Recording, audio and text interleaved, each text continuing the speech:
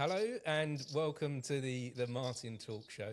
Thank you so much for joining me today, Isabella and Atoosa. We're here today to discuss your show, which I watched last night at the Soho Theatre, My English Persian Kitchen. What a wonderful experience that was to see this show. It invigorated my senses. I wasn't quite expecting a show quite so powerful as that. And I want to start, Isabella, with you, with your performance. You had such command over the audience with your calmness, which we don't often see on stage. I really enjoyed that. The performance was commanding, and it held everyone's attention. Where did you find that command? Ooh, I think Jump in with the hard ones. I think it's just working with a great team of people. It's we've done it last year. The show that we opened at Soho. We did actually just 2 nights upstairs, and then we moved to Edinburgh to the Fringe. And so we had a nice month over there, great run, a sold out show. So being back in Soho was already familiar for me. But obviously the stage was different. It was a bigger stage and more audience. And I think it's probably it's connecting to the story. And I just love doing this play so much. So when I'm doing this play, I just can't wait to share it with the audience. And maybe that just from the outside looks like confidence. And so how does that feel to you then when you're in a space where the audience is bigger? The audience is more surrounding, and in the Soho Theatre, it's on the raised seating, and it's almost like a little mini stadium compared to something that you might have at Edinburgh Fringe. Yeah, it felt the audience felt a little bit more distant, definitely from the upstairs place and also from Edinburgh. But I think it's already the play.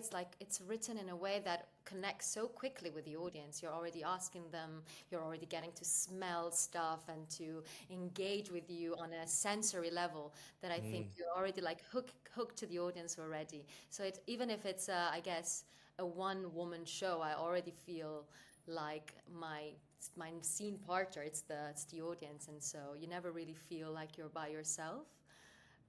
And I think that's why it becomes like kind of a conversation straight away. Yes. So, Atoosa, I'll bring you into this conversation now. So, this is your story. Where did this all kind of begin for you to bring this your story to life within theatre? When I had my book published, I had a meeting with Observer newspaper, and we went through my story coming to London, and that got published. And after getting published, David Love, the creative producer of Soho Theatre, read it and got in touch with me. And in the beginning, I was like, is it real? Is it like a spam? Is it? So I was first, I wasn't even sure what it means. So until I went to Soho Theatre, I had a meeting with David, and I was like, wow, this is real. And everything started from there. And then COVID happened.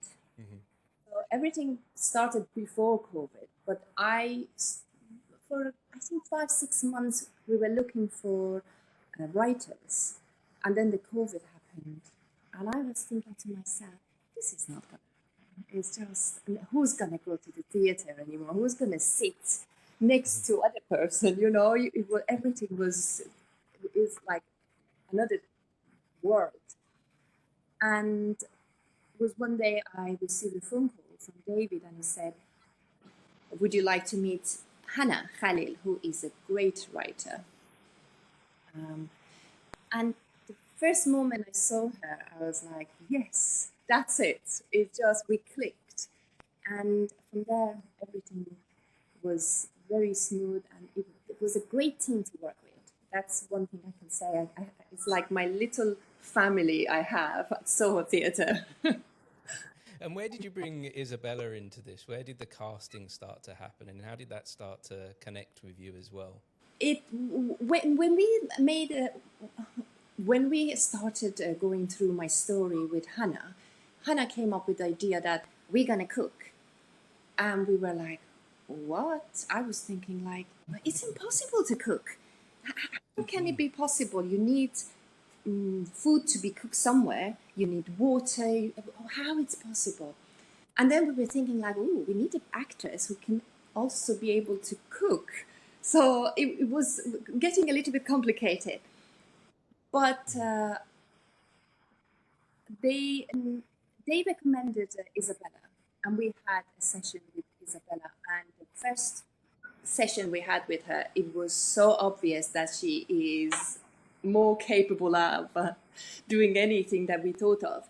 And we were so lucky to have her. It was just, I said it yesterday to Hannah, I said, it would have been impossible to have the play without Isabella. We got so lucky. So Isabella, is that a key skill that you have? Is the cooking, or did that get introduced throughout this play? Well, actually, I still remember that first day that we all met, and they sent me the script. I didn't know it was a one-woman show. I was given my parts to read. And then when I arrived at Soho, they were like, "Oh, Isabella, would you mind reading also the other bits that you were not told to read?" And I was like, "Yeah, sure, I'll do that." And I just read the whole play, and they're like, "Yeah, that's it. You're gonna do the show." Wow! Wow! I was like, "It's a That sounds one-woman show." that sounds like a dream casting, doesn't it? Yeah. I have to say, at the beginning, I was like, it's very funny because the cooking was never really something I was scared of, because I'm quite a comfortable cook, I guess, because I'm half Iranian, half Italian. So food is just part of my, vocabulary, and I don't really follow recipes. I just taste things, and I'm like, ooh, add a little bit of this and add that. So I knew that somehow the osh wouldn't like burn on stage. But at the same time, it was like, oh, this is also a big challenge, because the osh is it's an Iranian dish, and for so many families and for so many people, it's a common dish to make home. But I never made it home. Like, my mom was not making it. So when they told me, "Do you know how to make the osh?" I was like, I think I'm gonna have to do a little workshop on that, because it was just such a complicated dish to make. You have to chop all the vegetables, all the herbs, and food processors weren't always available. Like, I mean, until, I don't know, 15, 20 years ago. So yeah, we did a little workshop, and I was like happy to cook on stage. And I was like, this can be done. And yeah, it was just felt like a dream to come true, because I love cooking, and cooking was just so much part of my life in Iran. So it kind of weaved together very well. And the process for you as being an actor on stage, cooking at the same time as performing, I almost felt like I was watching this very carefully choreographed juggling act happening, where you was taking all these different elements, but again, in such a calm way that you knew exactly what was happening at every moment. What did that process look like for you? Because you really do cook the dish throughout the show, don't you? Yeah. I really cook the dish. The herbs are chopped beforehand, but everything else is kind of done on stage. The onions and the everything just is being added to the pot live on stage. The process was, like, again, very collaborative. When we first rehearsed, we tried the dish in different ways, and sometimes realized, oh, the onions might burn at this stage. And I remember Atoosa was also with us on those days in rehearsal, so she was like, I think you need to like move the onions a little bit later in the script. So it was like such a conversation between me, Atoosa, Hannah, Chris, the director, and Hannah, the writer, to kind of have to find a way to make this dish with the words, with the choreography, with the singing, with the dancing, like all in a way that all layered. yeah, all layered, and that was a very collaborative journey. It was beautiful. So, Atoosa, take me back to that moment then that you said that Hannah came up with that idea of cooking throughout the show. What did that idea feel like to you when that idea was born? Because that is very key to this story, the food, the process of the food, the eating, what that means to you, your culture and your journey. As I said, first of all, I was shocked. When I got off that shocking part, I realized it really needs to be in the play, because food had a very big part in my life when I came to London. It was my way of finding a new community here, to survive, to be able to start knowing London as my home. So it was very important to have it on the play. And also, one thing that was in the beginning when I started my community, yes, it started with food, but practically it started with the smell of it, because that made everybody curious in my flat, in my block of the flat, and people asking me, what is it? What is it? People that they never talked to me before that. So bringing that smell into the theater and letting people watching the play get that sense of smell and the cooking and sense of being in the kitchen and all your senses getting activated at the same time was a very important part of the play. I believe it would have not been the same play if cooking wasn't part of it, the cooking on the stage, to go through the whole process and the smell of the onion, the crying of Isabella, all the process that you go through to get that dish done, which is a very, as Isabella said, it's a very big dish in Iran. Now we have food processor, we have chopping, we have all these technologies, we have pressure cookers or tin bins. That dish comes from so many years ago that none of this existed. So it was a way of women gathering together to do the chopping. Would have taken them like hours to chop that many because of kilos of herbs and do the onions. Then you had the process of going through cooking the beans would have taken around 3 to 3.5 hours for the beans to get cooked. So to have that dish done, at least you needed around 5, 6 hours. So it would have been like something for women to get together. So you would have had that dish in big events. It wasn't something that a mother would have cooked it like this as we cook it on the scene. It was something that you had to do a proper preparation for it. So it was serving in very big ceremonies in Iran. Still they're serving it. So all the big events in Iran, you see Osh, part of it. And I believe that's come from the past, that they've been spending a lot of time to make this dish and have it in all those gatherings and big ceremonies.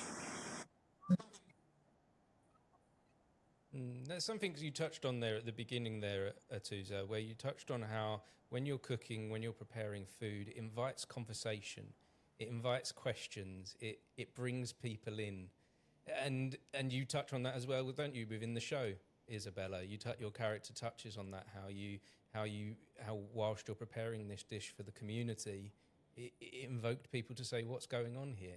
Can I be part of this?" It asked someone knocked at the door. to check in on you who wouldn't have spoken to you before. Yes, How? Sorry, Isabella. Go. no, I was saying like when I first moved to London, I remember like just also trying to find myself a community, and I just remember the first time that I invited people over and I made a Persian dish, and I had a rice cooker, and I made my rice in the rice cooker. Every Iranian has a rice cooker home, and I made my Iranian stew with it, and it just immediately like created that. They just started seeing me in a different way. They were like just not seeing me as Isabella, but they were like, oh, tell me more about your culture. And it's not about food anymore. It's more about when do you eat this and how do you make it? And tell me more about Iran and Tehran. Oh, I would love to go to Iran. It's like becomes like this um, whole like experience and curiosity, as Atoosa said, but also that the play really tries to underline that you create a community, but also everyone else become like more um, interested in knowing, whereas like that whole line of connections like that starts from one ingredient to like your country, your childhood, and your backstory. Yes. Have we any idea why food does connect us like that? Why it does take us back to the past, Atoosa? Why it does take us back to the history of our culture? Why it does spark these conversations of curiosity? I think it's the smell is part of it. It's like music. It's part of the brain that it just takes you back. And that day, as a nutritional therapist, that day I was actually doing some research on that, seeing how the brain reacts when it gets that smell, and how is it that it takes you back. And I found a lot of papers on how the brain is programmed and how the brain is getting impacted when it gets these signals like music takes you back, smell takes you back, taste takes you back. So they're very strong elements in our life that even if you don't have access like me to go back home and sit with your grandma, when you have that dish, it will take you back home. There was a dish that is in my book. It's from my grandma, which I tried very, very, very hard to get it the way she was cooking it. I called my aunt so many times. I still haven't managed to get it 100% because of the difference in taste and ingredients in Iran and in England. But every single time I miss my grandma, who's gone now, I make that dish. And it reminds me of the time that my brother was having fight over the tahdig, which is the crispy part of the rice, in the bottom of the rice. In my grandma's home, like who's gonna have the crispy part more? So it just, it's something that is quite hard to put it in words, but we all know how it takes you back. Mm. I wonder if the food ignites senses that almost helps us in a way time travel. Like you say, it takes us back to that moment when we were with our grandparents, where we were with other family members, where we had moments of happiness or maybe even sadness at times. But it actually, when those senses are awakened by the food, by the scent smell of cooking, it takes us there again. And we're looking for that as human beings, aren't we? I guess. How are you finding, Isabella, the interaction that you're having with the audiences? I don't want to add any spoilers, but there is an invitation there for audiences to experience more than just the smell of this food. At that moment, how are people communicating with you, and what are you hearing? Oh, I think that's like the most that's the part that I most love about the show. That the last Wow. moment when we are sharing, it's just you just have people immediately coming to you, and everyone has a different experience with food, and everyone comes and shares their experience. People that have very far like family in Iran, they've never been to Iran, and they're like, but they remember their grandmothers making this dish and just saying, she made this dish, but I never went to Iran, so you making this just brings me back there. Or people that have been in Iran, like, I don't know, 20 years ago, so they share with you their experience with Iran. So I think it's just like, as you say, like this part of the brain, there is like a memory, a sensory experience that just like flares up, and you just connect with whatever is happening on, like everything that happens on stage in a different way. And like I think what's also the beauty of the show is that it's not just it is a show that is so much ingrained about a story of an Iranian woman that comes to England, but I had also other people coming from other cultures is coming to me and just saying, I exactly felt the same, and I've never been to Iran, but I don't know, it came from this other country, and this is how I felt when I first came um, to England. So I think that's just my favorite part, because people are really, they are also like kind of allowed to tell me and give me feedback on like how they felt, which is just like the most exciting thing of the show. You touched on something else there that's really important. This show is more than just about cooking.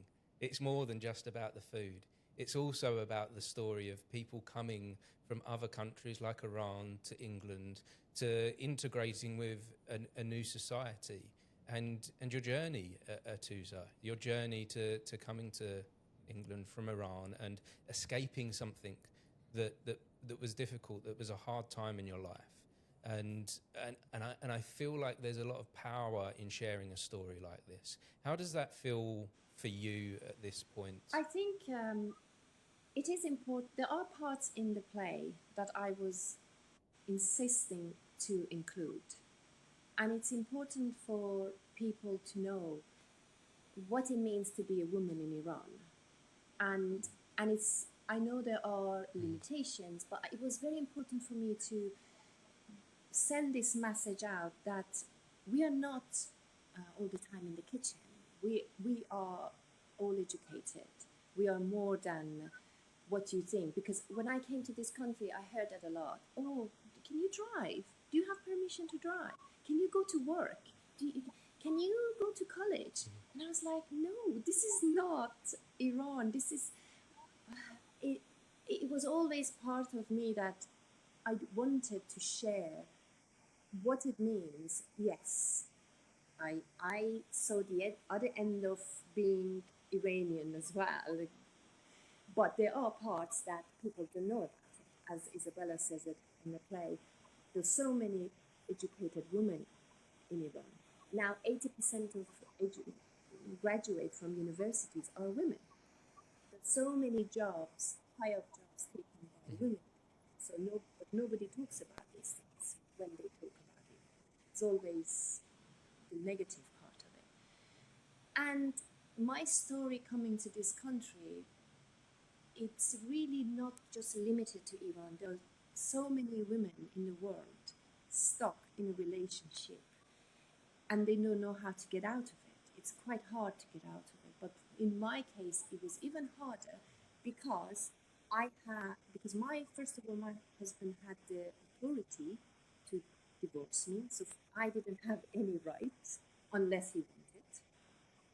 And the part which was always driving me mad was, in general, in the Muslim countries, not all of them, now the rules are changing, but especially years ago when I was in Iran, not only the man has the permission to divorce you, the man has the permission to go and get another wife.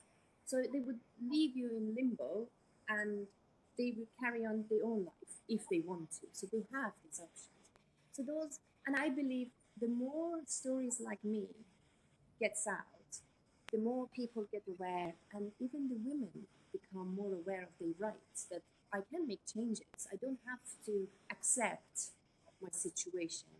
It might be very hard to get out of it, but it's important to make the change, make the move, and not just accept the situation.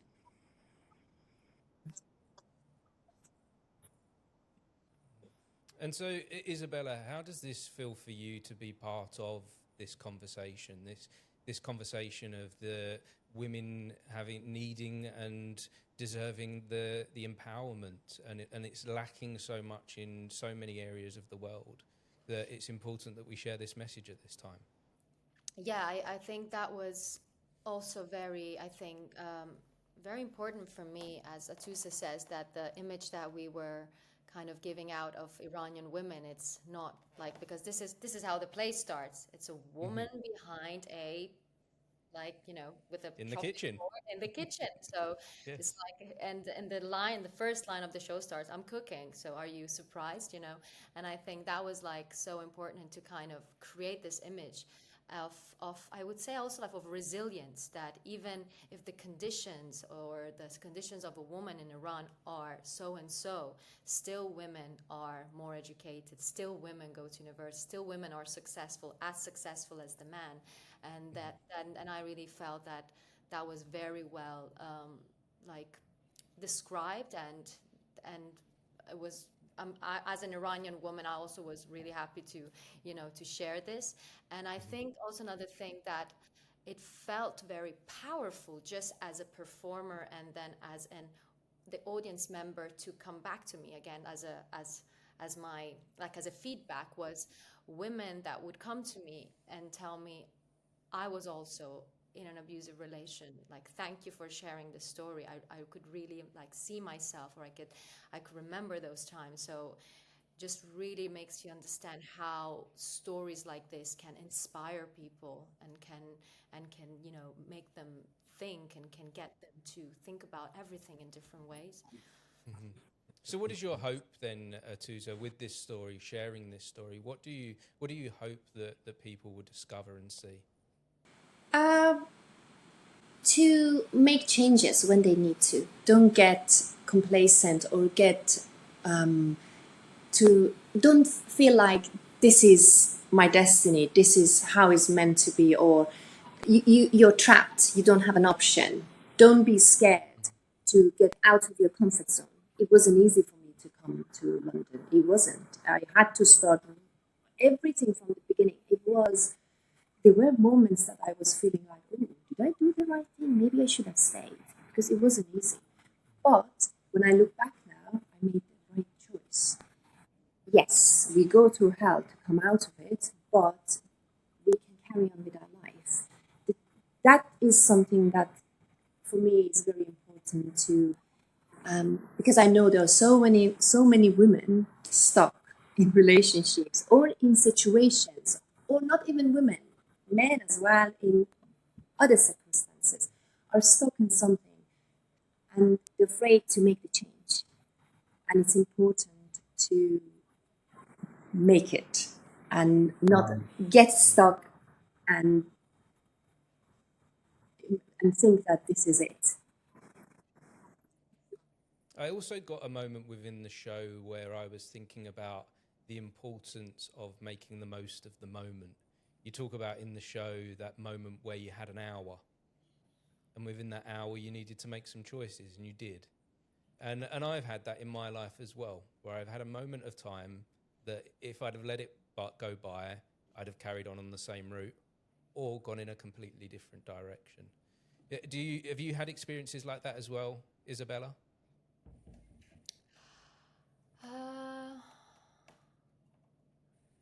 Not that I can think of right now on top of my head, but I've definitely felt at some point that in my life as an Iranian woman, if I would have when choosing to become an actor, that would have shuffled a lot of things for me as an artist, as a woman out of Iran.